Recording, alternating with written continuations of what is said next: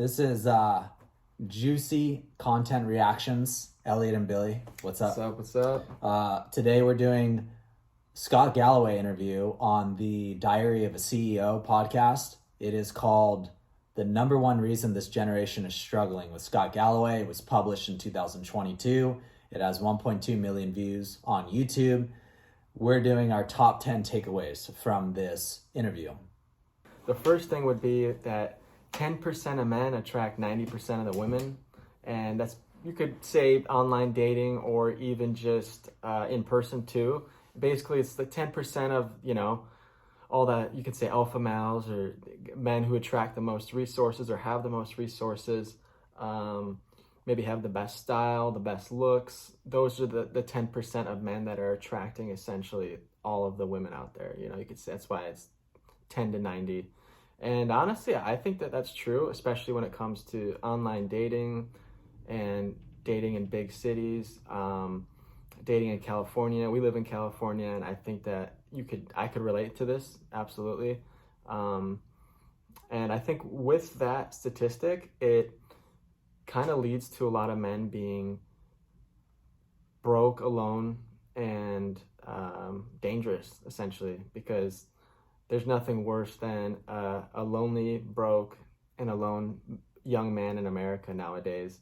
But back to the whole dating side. Just in general, yeah. Not America. Yeah. It's probably a little better in America because they can distract themselves with all the luxuries we have. But just in general, Scott Galloway says that there's nothing more dangerous than a young, broke, alone man. Absolutely.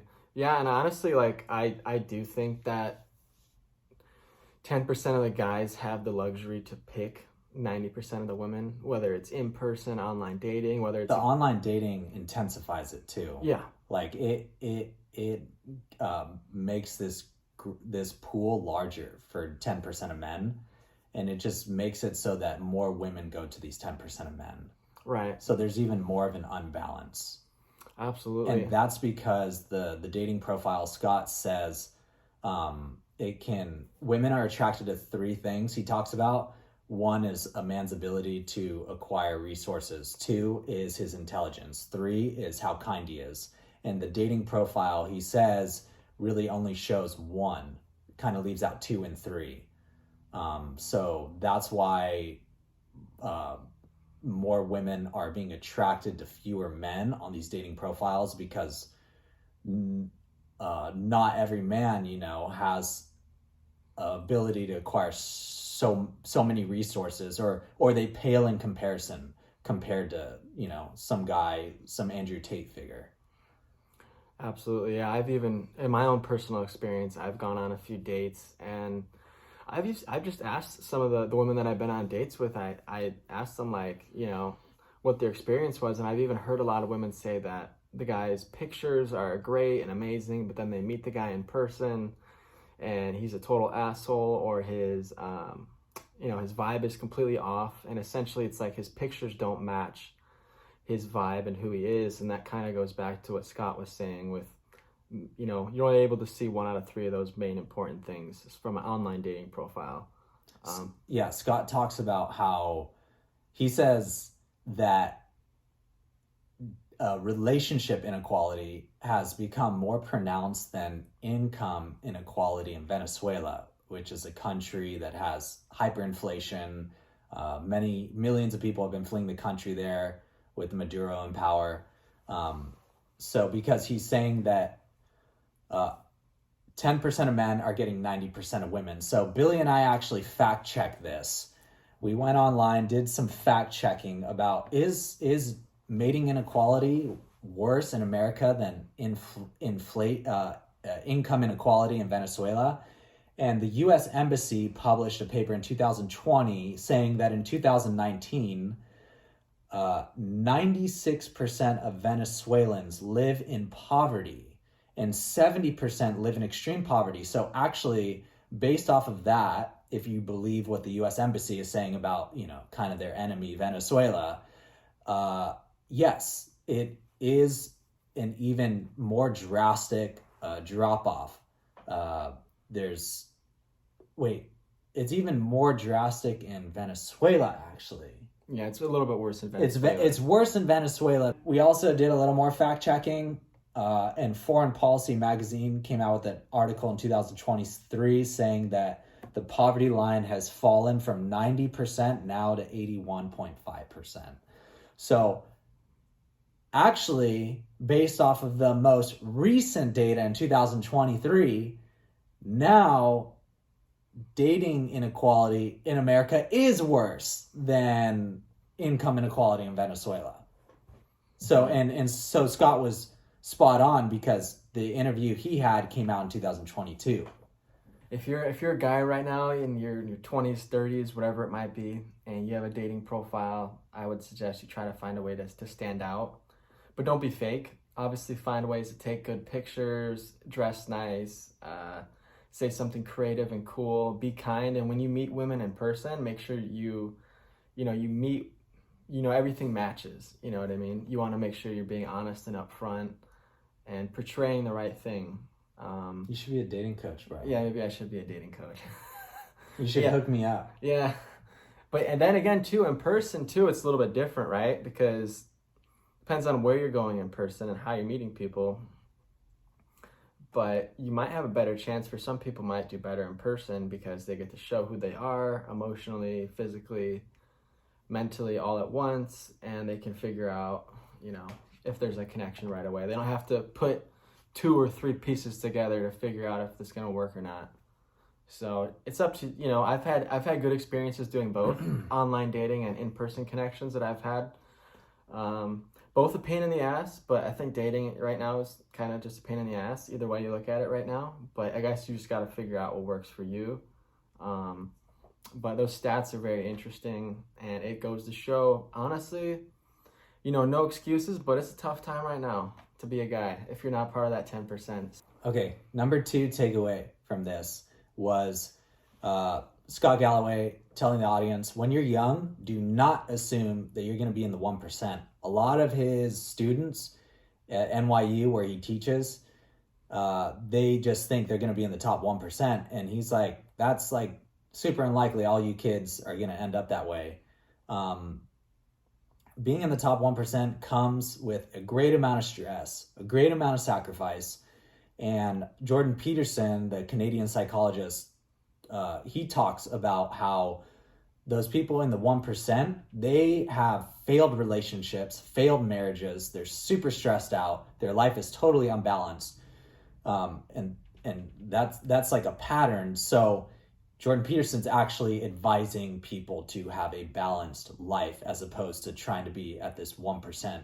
All right, take number 3 from this video was actually Scott Galloway talking about one of the most lowest points of his life. And he was saying between ages 25 to 45, you generally might find yourself the most unhappy or at one of the lowest points in your life, based off of the fact that generally someone in your life, a loved one, gets sick and passes away.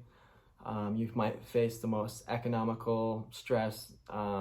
Babies trying to houses, pay rent, trying to work, get married, have kids, get a promotion at your job. It can cause the most stressful times. No more sports in college. No more sports in college. No more free rides from the parents. You realize there's not going to be you realize there's not going to be a fragrance company named after you. You start aging. Your body feels weaker. And it's actually kind of ironic because he says the struggle between 25 and 45 is the hardest.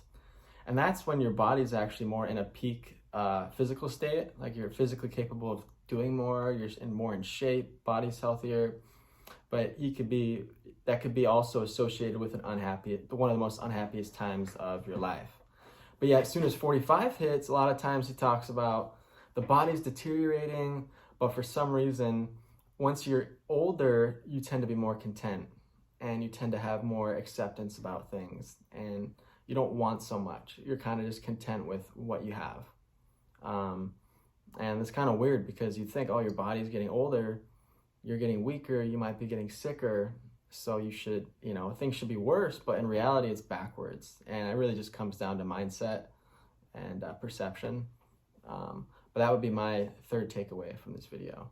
Okay, number 4. I thought this was very interesting. Scott Galloway says that the correlation between intelligence and success, IQ and success, it flattens out at around 112 to 120 IQ points. And just to give you a little bit of perspective, 98% of all people score below a 130 IQ. This is I love hearing this stuff because he says, what brings a person what can help you excel in business, relationships, whatever, more than intelligence is like grit and perseverance. Work ethic too. Work ethic. Yeah, who you surround yourself with. There's so many factors that can help you have a company as big as Elon Musk. Elon Musk probably has 140, 150, 160 IQ. I'm not sure. Yeah, he's crazy smart. This is just basically a reminder that you can not be that smart IQ wise, and you can succeed very much so. Yeah, even Elon Musk talks about as smart as he might be, how he used to work 120 hours a week, or he'd be sleeping at his warehouse trying to come up with new solutions to some of their flaws with the Teslas. Saving Twitter. Saving democracy via saving Twitter. Yeah. No, so as smart as he was, he also had the work ethic to back it up, and kind of have to find a balance of your own, for whatever it is you're doing. But it's not all about being the Albert Einstein, but if you can have some hard work, that will always, that'll get you far. It can outbeat talent sometimes. So yeah. All right, Cinco. Our number 5 takeaway from this video. Spanish is numero uno. Is actually our title is losing someone and gaining someone. And so he had mentioned at one point about adulthood really comes when you lose a parent. It can be one of the most devastating and tragic moments in life. And I think Scott Galloway even mentioned that he had like a really, really hard time getting through it and getting past that moment. But once he was able to get past it, it just changed his perception on everything forever. And he was able to, in a way, like see the world differently, and he had a different view and opinion on people. He was nicer and kinder to people, and it just changed his overall perspective. Then another big one too that he mentioned. Just to add on that, his mom, he noticed when she would get a salad brought to her table, she would remark, "Oh my God, what a beautiful salad." And when he was younger, he'd think, "What?" And then as he got older and he lost a parent, he realized that she was seeing the beauty in things. She was slowing down, seeing the life in things. After you've lost life, you notice you're more conscious of the life around you. Absolutely. And then so losing someone was that, and then the gaining someone would be having a kid, which a lot of times, Scott mentioned, it's like you go from worrying so much about yourself, your wants, your needs, like all this me, and it turns into, let's just take him to soccer practice, or let's just find a way to feed him. You take away from your own selfish needs, and it's all about the kid. Yeah. It's not about the car and impressing the chicks and how can I get laid and this and that. It's all about how can I just, me and my partner, provide for this kid. How can I get hotter chicks? And then after that, how can I get even hotter chicks? And then how can I be seen with these people? And how can I make more money? And you have a kid, and all of a sudden it's about, oh, what time am I taking this kid to soccer practice? Oh, what time is bath time? Oh, whose house am I picking him up from? So it goes from me to the kid. And Scott found that it's very relaxing, actually, to get out of that me mindset. Yeah, I think I have an experience too with a couple of my close friends that have had kids, and they just talk about and I can see it in them. They don't care so much about themselves anymore. They're just worried about taking care of their offspring, their kids. And I guess it's kind of beautiful to watch in a way, It definitely is life-changing, to say the least. So that would be the number 5 takeaway from this video. Yeah, that these are the 2 most impactful moments that a person will have in their life. Losing someone, gaining someone. All right, the 6th takeaway is Scott Galloway's, one of his business analytics firms did some research, and they found that there were some correlations between success and one, what school you went to, two, if you play sports, and three, if you're a woman. So to break that down, if you went to a good school, this is what he said. People don't want to talk about, but it's true. And it is why so many people want to go to Harvard as opposed to, Cal State, Northridge. No offense. That's where I got accepted. So it's just, it's the name. It's the it's just like wearing a status. Gucci bag. Yep. Yeah, exactly. It's the status. So it helps you. People are impressed because so many people want to go there and you got in. So heck yeah, I want you to come work for me. You must have stood out. So that was an indicator of success. 2, sports.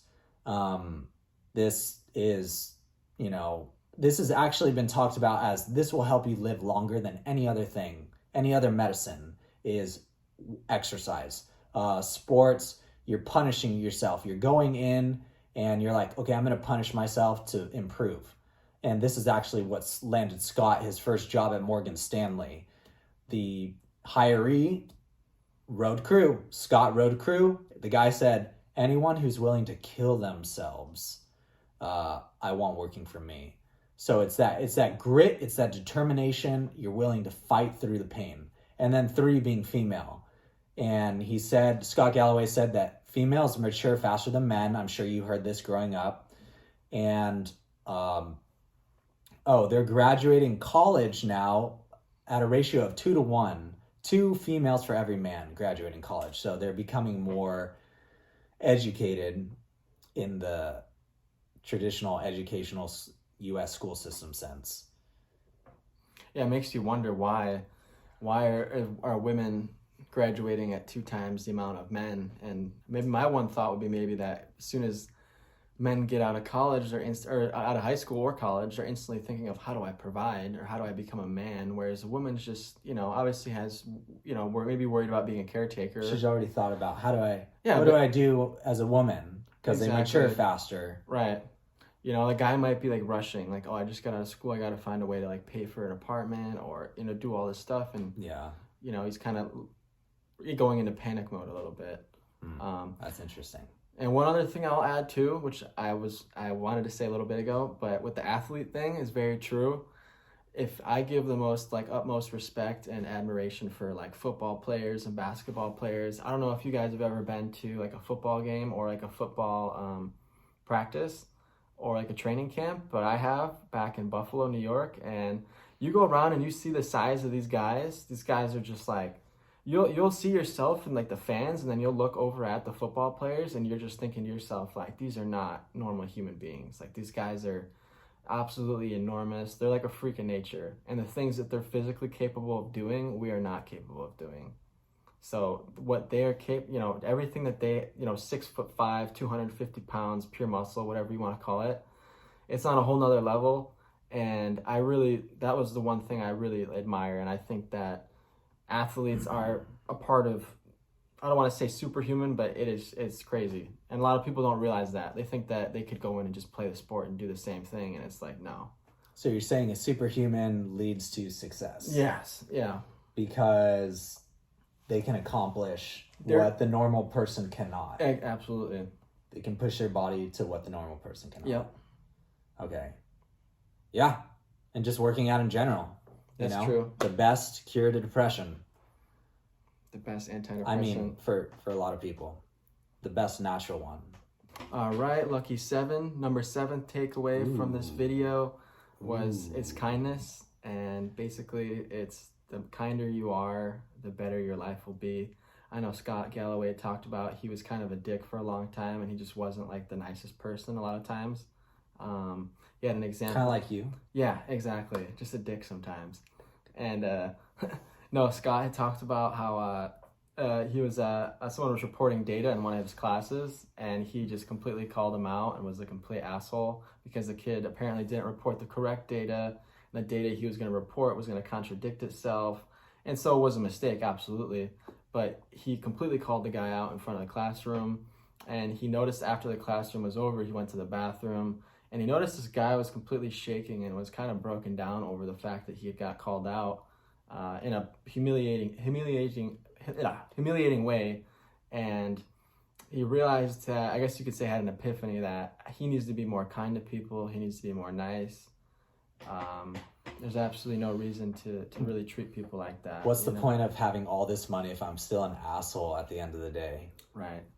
Very interesting perspective. Like, because like, shouldn't you be happy? You have all these businesses, you have all these employees, you can go on vacation when you want, and you still are an asshole. Like, aren't people who succeed and have lots of money and, they've had success in many areas of their life, shouldn't they be happy? If they're not, why are they doing it?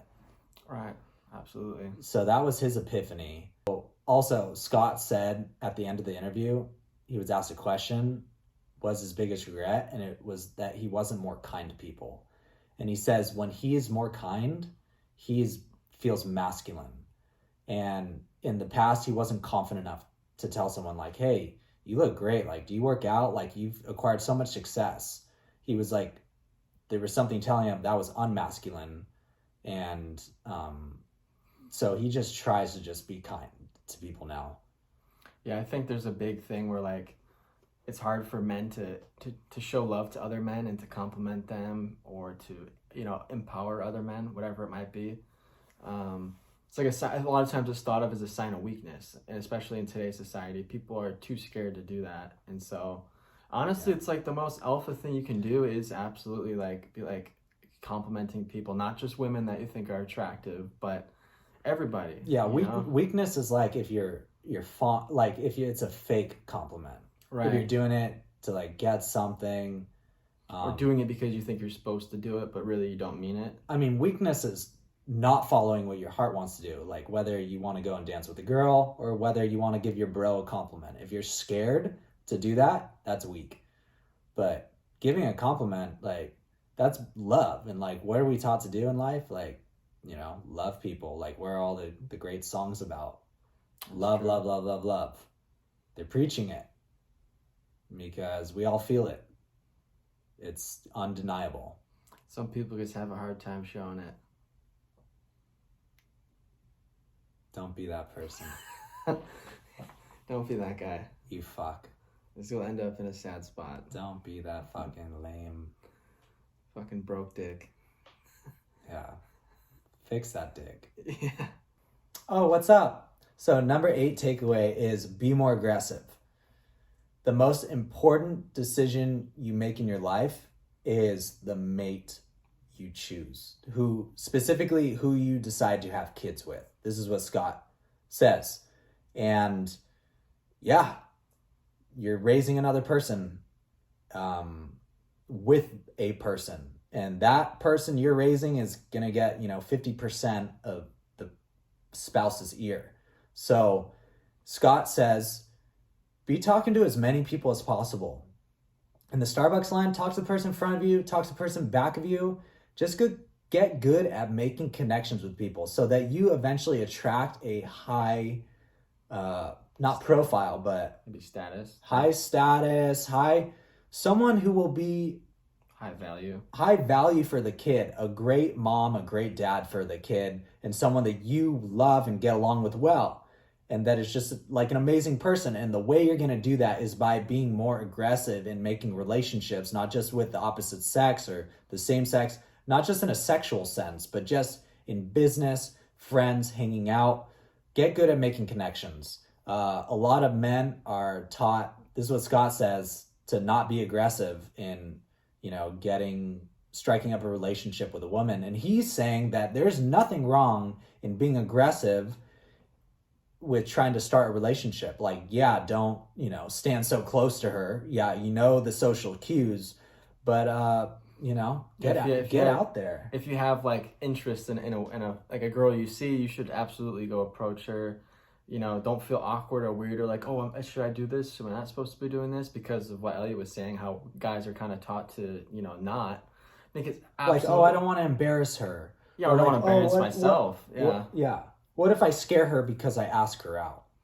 And it's you absolutely should be aggressive and also be pursuing people that you have interest in. It's you could go approach someone, talk to them. Healthy aggression. And you'll probably never see them again anyways, especially if you live in a big city like we do in California. you're never going to see these people again. Yeah, so yeah. You might as well shoot your shot. You want guys to be aggressive. All you liberals listening, because Scott says, who is a liberal, he says, when your country gets invaded by Russia, you want some guys with that big dick energy to pick up weapons and fight off the invaders. Yeah. You want to be harnessing that. It's a great thing. It keeps civilizations intact, not raped. Yeah, you can't have a bunch of fucking trannies fighting fucking wars. I mean, you can have aggressive trannies. Yeah, we could have badass aggressive trannies. Yeah. Are down to fuck shit up. We welcome trannies. Yeah, no, trans are absolutely welcome. You got to protect the crew. Yeah. You got to look out for us. We'll look out for you, but you got to fucking, when the fighters come. And for females out there, if you care, I would say try to be more receptive, because there's sometimes we've tested it out. We went out in public to try to chat with some girls, and some girls were absolutely like jaw dropped, and their eyes were like this. They couldn't believe that there was someone in public approaching them. And I think that just goes to show like how people don't approach each other as much in public anymore. A lot of people are just used to texting or doing dating online, so they're not as receptive to being talked to in person. And that's really just the new social norm. Is really what that is. Yeah, so it's like you stand out even more. Yeah, but like at the same time, it's bad though. Like no girl should be like, this guy's talking to me. Yeah, no, you don't want that. You really shouldn't be like that. Yeah, it might stand out, but if that's the case, I don't know. It's just, I don't know. It seems a little bit off. I mean, I asked my physical therapist out the other day, and she was like, I have a boyfriend. And I'm like, I was thinking about it later. I was like, why did she say that? Was it because she's like, I need to come up with an excuse right now? Or was it because she was like, this never happens to me? Could have been a little bit of both. Doesn't really matter. The point is that the great way to make connections is in public. And it used to be before online dating. Scott talks about this. 30% of the relationships you made, the intimate relationships you made with someone you could mate with, 30% at work, 30% friends, 30% what was it? Work. 30% work, 30% friends. I say school. And 30% school. Yeah, school. Thank you. Okay. Now it's 50% on online dating. Yeah.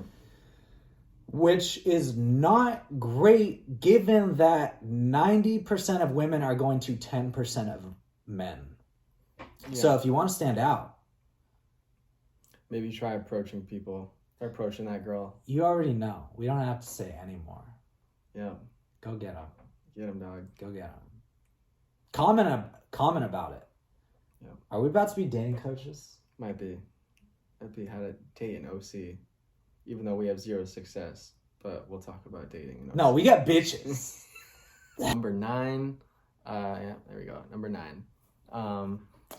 Is getting in touch with your emotions. And the biggest thing that stuck out to me that Scott said was between the ages of 30 and 44. He said he hadn't even laughed out loud or he didn't cry. Like he literally lost the ability to have these emotions because he was so caught up with his own business. He does seem super stoic. Yeah. He literally said he didn't do it for 14 years. Imagine not crying for 14 years or literally not laughing out loud. Not laughing out loud organically, like actually meant it for 14 years just because you're so used to this like business or you're so used to this just like competition style mindset. That is amazing. And he just didn't have it. And he talks about how as you get older or just in general, just being in touch with your emotions is so important. And he literally, he says you have to practice emotions. And I agree with that because it's very easy to get caught up in kind of like autopilot, just living life, doing your job, whatever it is, and not really getting in touch with your emotions, not feeling the way that you feel. It's more efficient to not be emotional. Yeah. Because a lot of times my mom calls me on the phone, I can tell her about my problem, or I can just say, I'm good, get to work and not have to deal with it. Because it's a little bit of work, to start talking about it, and then you're in the emotions, and it's like the first part's always the hardest. And so I think there's like an immediate reaction for me to tell a lot of people who asks me, how are you doing? I just say, I'm good, thanks. And it never sticks in my memory when I say that.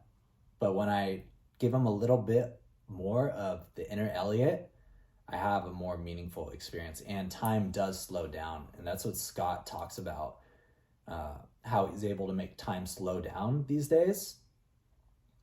It's being in touch with his emotions, feeling his emotions.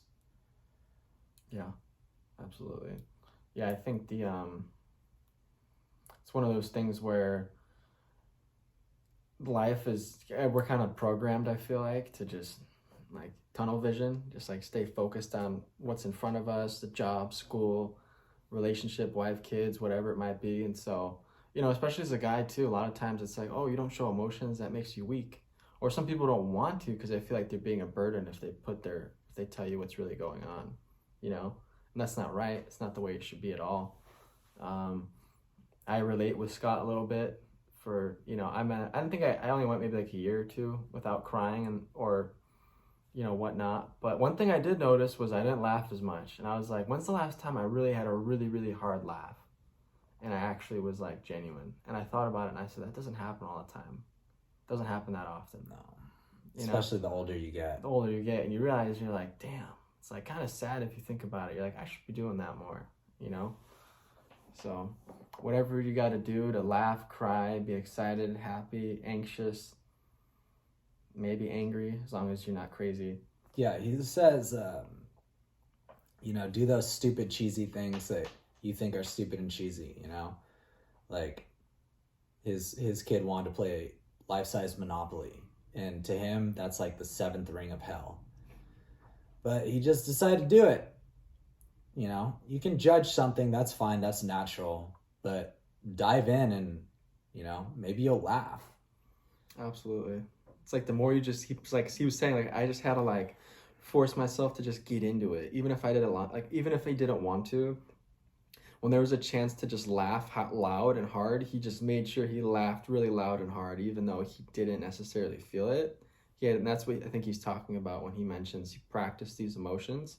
Literally had to force himself to just do it because it literally was not he had to reprogram his brain to feel these emotions again and to literally act them out in a way too. Okay, the final takeaway, number 10, is Scott referencing, I don't know if it's one study or many studies, but there's many studies online that link caregiving to longevity. You live longer when you're caring for other people, and they notice this in caregivers, older caregivers. There's one study in Science News says, titled "Helping Pays Off. People who care for others live longer."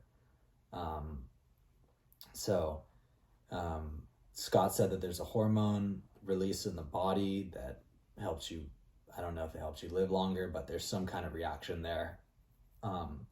This kind of relates to his like be happy mentality, help others out, take care of others. Yeah, take care of your others, and also take care of yourself. Mm-hmm. He said that we're meant to be surrounded by others and moving. So exercise and socialness is our natural, one of our natural states. All right, guys, that's the end of our video. That was our top 10 takeaways from Scott Galloway's interview with the life of a CEO. And we hope you got some practical information out of it. Yeah, absolutely. Hope you guys enjoyed it. We really enjoyed it. It was actually very interesting. I liked hearing this guy talk and share his experience, and hope you did too.